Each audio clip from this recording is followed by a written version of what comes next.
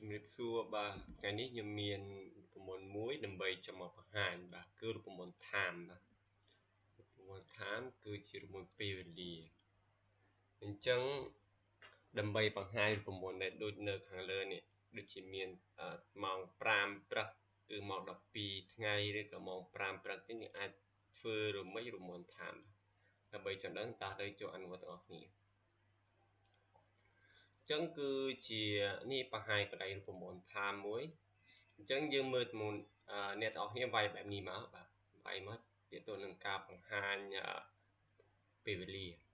អញ្ចឹងដើម្បីប្រមូល time យើងប្រើសញ្ញាស្មើមួយមកបាទស្មើដាក់វាយ time នេះខាងលើនេះពីលើពីមកអញ្ចឹងក្នុង time នេះវាបញ្ចេញ hours minutes និង second អញ្ចឹងនេះគឺជាម៉ោងបាទminutes គឺជានាទីសម្រាប់ second គឺជាវិនាទីអញ្ចឹងម៉ោងនេះតើយើងគួរជ្រើសម៉ោងណាតែយើងវាយមកថ្ងៃនេះម៉ោង5ចុះបាទ5យើងគ្រា1ចុះនាទីប្រហែលនាទីអញ្ចឹងបើសិនជាប្រហែលនាទីយើងវាយទៅ30នាទីគ្រា1និង second ប្រហែល second ដាក់45 second បាទយើងវាយចប់3នេះហើយអញ្ចឹងយើងបិទវងកញ្ចក់មកបាទអញ្ចឹងតើវាចេញម៉ោង5បាទនេះវាចេញម៉ោង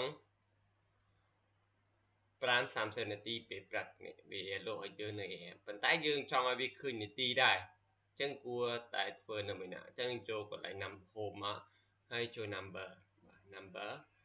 យើងនេះរកកន្លែងនេះ home នេះមានអក្សរហាស់នេះគឺជាម៉ោង ពីរដងនេះគឺជានាទីសម្រាប់អក្សរ S នេះគឺវិនាទីអញ្ចឹងវាលោត AM និង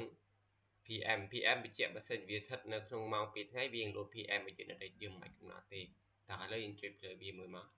បាទនេះវាបង្ហាញទាំងអស់ឲ្យយើងហើយទាក់ទងទៅនឹងនាទីឬវិនាទីតើយើងទាញតើឥឡូវយើងពេលមួយទៀតយើងចង់បង្ហាញពេលថ្ងៃម្ដងយកសញ្ញាស្មើមួយមកអញ្ចឹងវាយ time អញ្ចឹងចង់វាយម៉ោង12គ្រា1 35នាទីបូក35នាទីនិង25នាទីចុះអញ្ចឹងបិទវងកញ្ចក់វិញអញ្ចឹងគេបង្ហាញមកតើវាលោតនេះវាលោតនៅម៉ោង12:35នាទីអញ្ចឹងវាចេញ PM ដោយសារ PM នេះគឺជាពេលល្ងាចគេរាប់ចូលពេលល្ងាចអញ្ចឹងយើងចង់ដូរយើងចូលតារាងដដែលមកយើងគាត់តែ select កន្លែងជ្រើសកន្លែងនេះកន្លែងមានអក្សរ S ពីក្រោយផងហើយចុច OK មកនេះវាលោតពេញឲ្យយើងទាំងម៉ោងនាទីនិងវិនាទីហើយបាទអញ្ចឹងក្នុងករណីនេះបើសិនជាវាហើយយើងចម្លងមួយនេះមកចោះអញ្ចឹងមើលចម្លងមួយនេះមានលុបចេញសិនក្នុងករណីយើងវាបែបនេះមកហើយវាចេញតម្រងបែបនេះខ្ញុំបង្ហាញខ្ញុំសាកបើកមើលមកដាក់វិចិត្រនេះអញ្ចឹងលោកគ្រូបែរជាឃើញត្រង់បែបនេះអញ្ចឹងប្រហែលជាមានអារម្មណ៍ថាឆ្ងល់មិនបានជាវាចេញលេខបែបខ្ញុំវាយម៉ោងហើយនេះមើលខាងលើនេះខ្ញុំវាយម៉ោង12ឬនេះវាចេញចំណងបែបនេះចេញចំណងបែបនេះអញ្ចឹង